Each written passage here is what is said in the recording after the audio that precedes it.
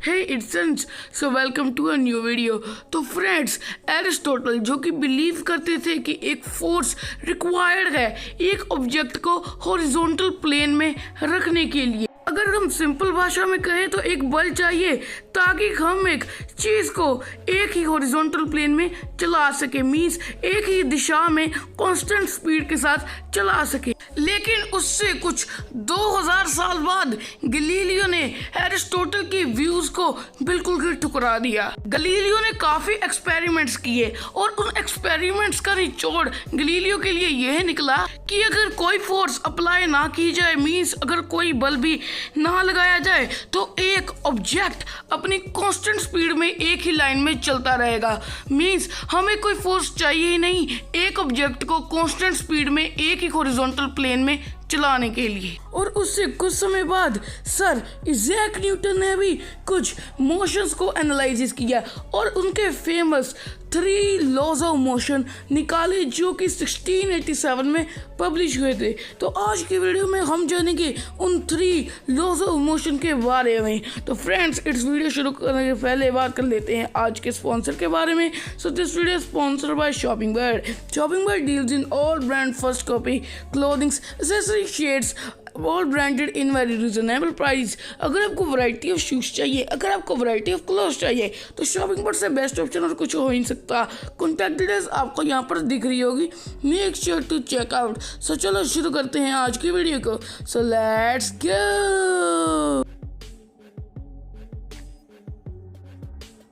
सो चलो जानते हैं न्यूटन के फर्स्ट लॉ के बारे में। न्यूटन को बहुत आसानी से गलीलियो का लॉ समझ में आ गया था, इसलिए जो न्यूटन का लॉ है वो गलीलियो से मिलता जुलता है। न्यूटन का पहला लॉ कहता है कि जितनी भी बॉडीज इस यूनिवर्स में है वो उतनी देर तक एक ही यूनिफॉर्म मोशन में एक ही स्ट्रेट लाइन के अंदर चलती रहती है जितनी देर तक उस पर एक एक्सटर्नल फोर्स ना लगे। न्यूटन के फर्स्ट लॉ में 2 पार्ट्स आते हैं। Number 1, a body can not change it's state of rest by itself. Number 2, a body can not change it's state of motion by itself. यानी कि एक बॉडी अपने स्टेट ऑफ रेस्ट को खुद ब खुद चेंज नहीं कर सकती। और नंबर 2 पार्ट का मतलब है कि एक बॉडी अपनी मोशन को खुद ब खुद चेंज नहीं कर सकती। न्यूटन के लॉ के अंदर इनर्शिया और मास का लॉ भी आता है, जिसका मतलब ये है कि एक ग्रेटर बॉडी को उतनी नेट फोर्स चाहिए जितनी कि वो अपनी वेलोसिटी को चेंज करने में लगा सके। यानी अगर एक बॉडी को रिक्वायर्ड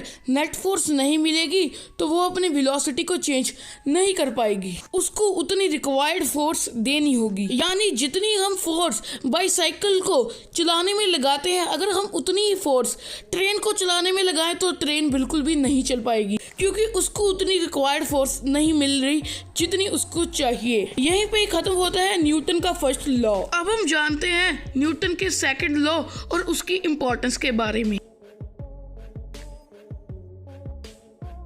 न्यूटन का सेकंड लॉ कहता है कि जो रेट ऑफ इंक्रीजिंग मोमेंटम होता है वो डायरेक्टली प्रोपोर्शनल होता है कितनी फोर्स अप्लाई की गई है और उस फोर्स के डायरेक्शन को। अब जान लेते हैं इसकी इंपॉर्टेंस के बारे में। न्यूटन का सेकंड लॉ हमें क्वांटिटेटिव मेजरमेंट देता है फोर्स की। इसका फॉर्मूला F = ma। फोर्स को मेजर करने के लिए यूज किया जाता है रिड्यूस्ड एक्सेलरेशन के द्वारा। न्यूटन का सेकंड लॉ यूनिफॉर्म या एक्सेलरेटिंग मोशन को प्रेडिक्ट करने के लिए भी यूज किया जाता है। इससे हम इनर्शियल फोर्स को भी मेजर कर सकते हैं।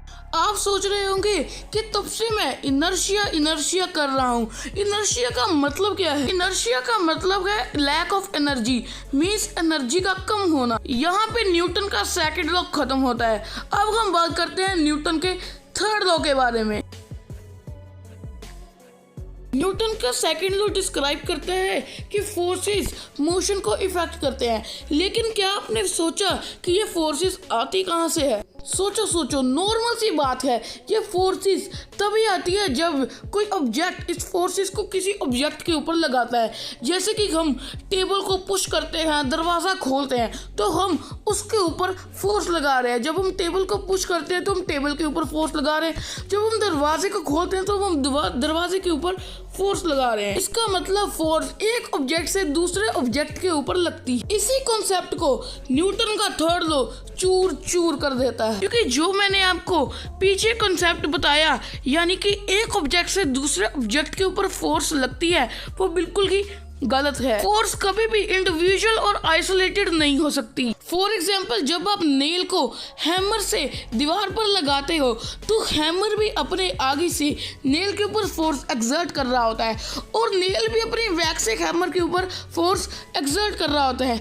मींस फोर्स दोनों ऑब्जेक्ट्स एक दूसरे पर लगा रहे होते हैं। मींस एक ऑब्जेक्ट से दूसरे ऑब्जेक्ट में नहीं जाती फोर्स, मींस कि दोनों ऑब्जेक्ट से एक दूसरे ऑब्जेक्ट के ऊपर जाती है। वो फोर्स आपस में ही घूमती रहती है और जिसकी फोर्स ज्यादा होती है वो इस रेस में जीत जाता है। जैसे कि हैमर में फोर्स ज्यादा होती है इसलिए नेल दीवार में चला जाता है। अगर नेल में फोर्स ज्यादा होती तो नेल दीवार में नहीं जाता।